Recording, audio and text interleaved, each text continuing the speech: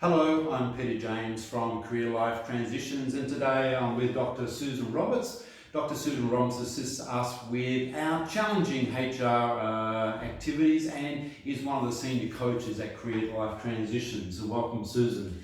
Thank you, Peter. Good to be here. Now, today the subject we're talking about is resolving work conflict. Now, I spoke previously about teams and culture, and those things can be undermined very, very quickly if you have any kind of conflict in an organisation. So, Susan, what is workplace conflict and why do we need to resolve it?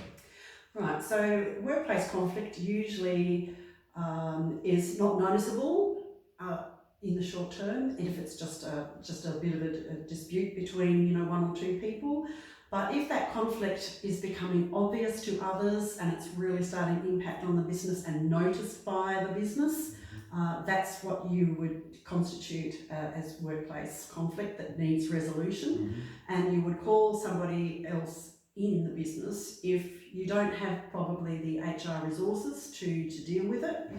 or the knowledge from senior people in the business to deal with it. Yeah. And you think this needs to go independent, so I think we need to bring someone from outside in to solve the problem.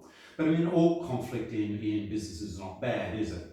No, it's definitely not. In fact, as we discussed earlier, that if there is no conflict in the business, you do wonder whether that's a good thing, because it means people aren't feeling free to have a difference of opinion or to challenge decisions that are being made. Yeah. So it's only when the conflict turns nasty, or it's making people feel uncomfortable, or productivity is really declining in the business, that's when it's noticeable. And in your experience, who is in conflict typically in a business?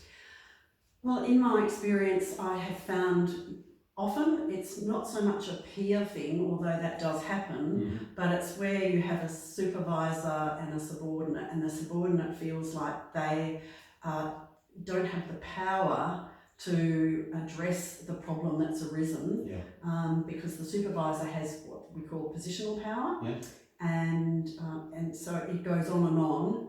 And yes, so the subordinate doesn't feel like they have a voice. Yes. But when it's peer to peer, and it's really affecting morale of the teams involved, yes, that's really significant. Yes.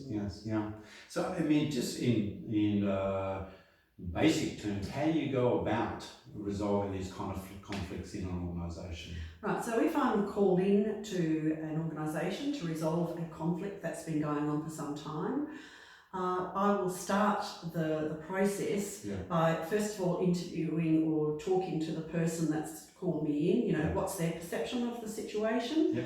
Then I would invite the parties involved to have a one-on-one conversation with myself to get their perspectives.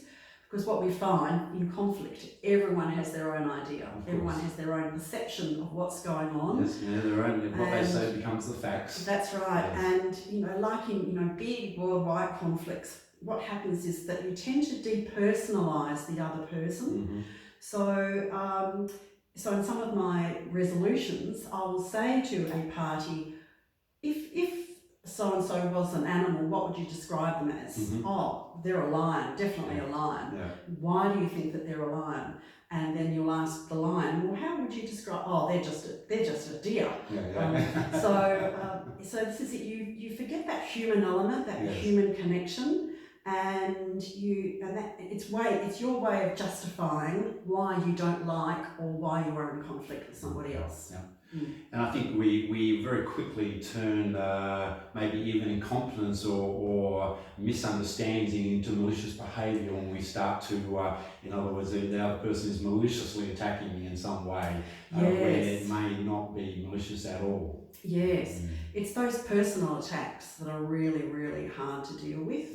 And again, once the personal attack starting, that's when it becomes really nasty and hard to deal with. You always have to isolate the parties, and that's where it becomes most uncomfortable for the teams. And no team can really work in that sort of environment. No. But if you have a situation where you have two highly technical people in the business, maybe their egos are getting in the way, and you don't have the possibility to get rid of either of them, what are some of the steps, what's some of the advice you could give company leaders? Well, again, with the consultant that comes in, I would be suggesting to the company leaders that yes, I do talk to them individually. After I've spoken to both of them, I would make my own assessment of what's really going on here, because usually it's not what they're telling you, it's not the surface stuff, it's really what's in here. And I really try to draw people out and try and get to the root cause of the problem. And then I'll sort of write a bit of a report, have a bit of a meeting with the decision makers, senior decision makers, and then come up with a couple of solutions or suggestions about how we might resolve the problem, and whether or not that is coaching, whether or not it is mediation, whether or not it's there are a number of options. Fantastic. Thank you very much.